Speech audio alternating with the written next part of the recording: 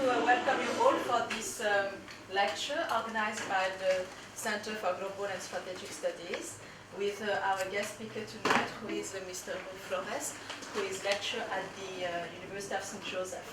So as you know, and I see many Timorese in this audience, and I warmly welcome you tonight. As you know, this coming Sunday, Timor-Leste is going to celebrate its 10th anniversary of independence. East-Timor is actually the first nation-state born in the 21st century. 10 years on, Timor-Leste has been struggling very hard to escape poverty, to also escape corruption, and also to basically, so we still have, and we also have young audience tonight with us. So East-Timor is also trying to escape over-reliance on revenues of oil. So this 10th anniversary is also within a year that is very much important for East-Timor, since, as you know, some weeks ago, Timor has its presidential election and is preparing for legislative election this coming July. So this is a very good occasion for us to have an overview of the past 10 years Timor's political development with Rui Flores tonight. Rui Flores worked as a journalist for 13 years in Portugal, and he was also political advisor for the United Nations for many years in many countries, mainly located in Sub-Saharan Africa, but also in Timor-Leste. And the very nice pictures you have seen prior to this public seminar was taken by him and his spouse back in 2002. So without further ado, let us welcome our guest speaker tonight.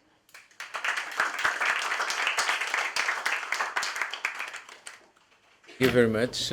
First of all, I would like to thank Professor Emily Tran to have organized this conference here today, and I also would like to thank everybody for having taken some of your time this Thursday evening for us to take a look into the political environment of Timor-Leste 10 years after its independence.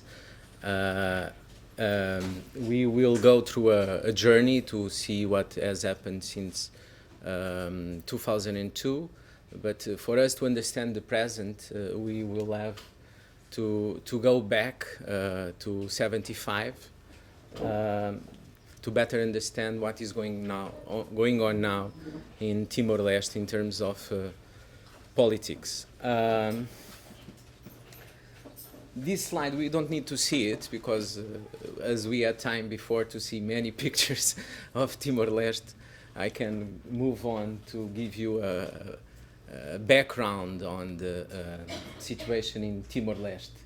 So the official name of the country is Democratic Republic of Timor-Leste. It was first established in 1975 when the independence was proclaimed from Portugal. After a civil war that took place in 75, the party that won that civil war proclaimed independence.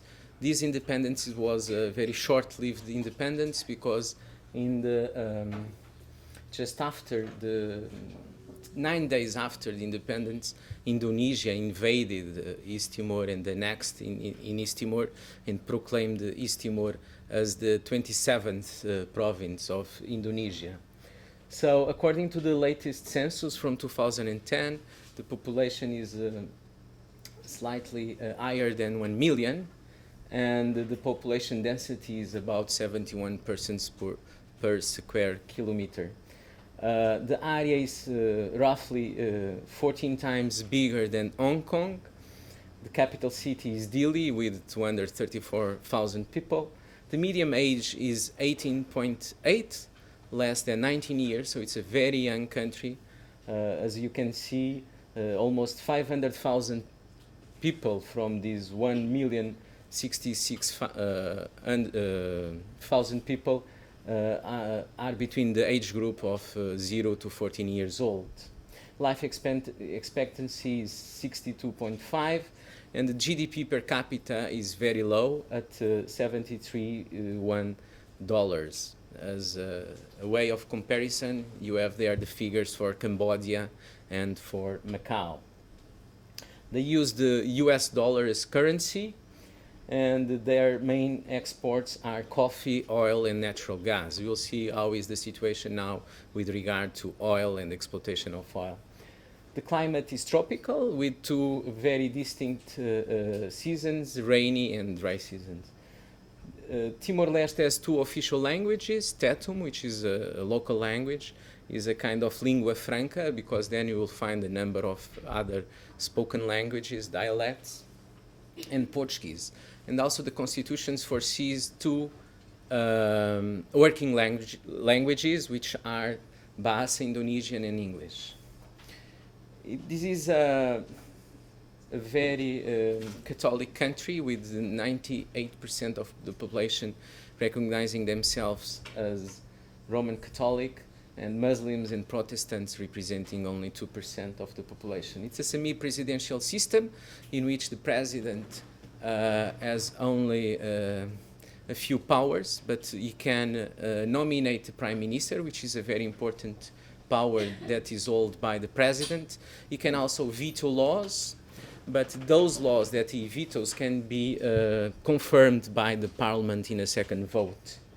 According to the UNDP Human Development Index, Timor-Leste ranks 147 out of 187 countries, so it's one of the less developed countries in the world, and it's also is becoming a very corrupt country, as we can see with the latest data available from Transparency International.